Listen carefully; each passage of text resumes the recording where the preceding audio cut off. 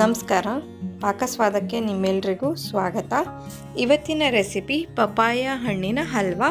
ನಾನಿಲ್ಲಿ ಪಪಾಯ ಹಣ್ಣನ್ನು ಪೂರ್ತಿ ಹಣ್ಣಾಗಿರೋದು ತೊಗೊಂಡಿಲ್ಲ, ಹಾಗೆ ತುಂಬ ಕಾಯು ತೊಗೊಂಡಿಲ್ಲ. ಸ್ವಲ್ಪ ಮಧ್ಯಮ ಇರೋವಂಥ ಒಂದು ಪಪಾಯಿ ಹಣ್ಣನ್ನು ತೊಗೊಂಡಿದ್ದೀನಿ.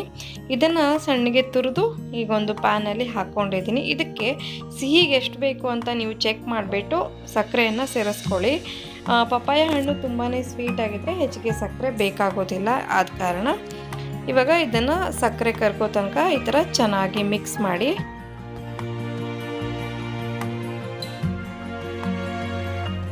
ಇವಾಗ 1 ಟೇಬಲ್ ಚಮಚ ಆಗುವಷ್ಟು ತುಪ್ಪವನ್ನು ನಾನಿಲ್ಲಿ ಸೇರಿಸ್ಕೊಳ್ತಾ ಇದ್ದೀನಿ. ಎಲ್ಲವನ್ನು ಈ ಥರ ನೀಟಾಗಿ ಮಿಕ್ಸ್ ಮಾಡ್ಕೊಳ್ಳಿ.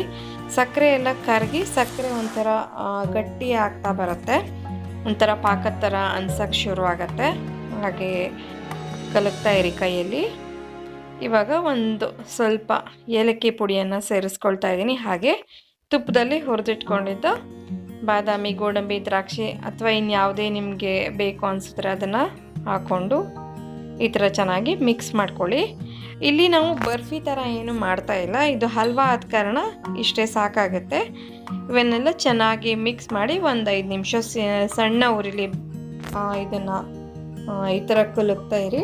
ಇವಾಗ ಇದನ್ನು ಒಂದು ಸರ್ವಿಂಗ್ ಬೌಲ್ಗೆ ಸರ್ವ್ ಮಾಡಿಕೊಂಡ್ರೆ ಆಯಿತು. ಇಷ್ಟೇ.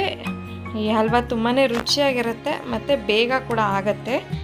ಈ ರೆಸಿಪಿ ನಿಮಗೆ ಇಷ್ಟ ಆಯಿತು ಅಂತ ನಾನು ಭಾವಿಸ್ತೀನಿ. ಇಷ್ಟ ಆಗಿದ್ದಲ್ಲಿ ಚಾನಲ್ನ ಸಬ್ಸ್ಕ್ರೈಬ್ ಮಾಡ್ಕೊಳ್ಳಿ ಅಂತ ಕೇಳ್ಕೊಳ್ತೀನಿ. ವಿಡಿಯೋ ನೋಡಿದ್ದಕ್ಕಾಗಿ ಧನ್ಯವಾದಗಳು. Thank you for watching.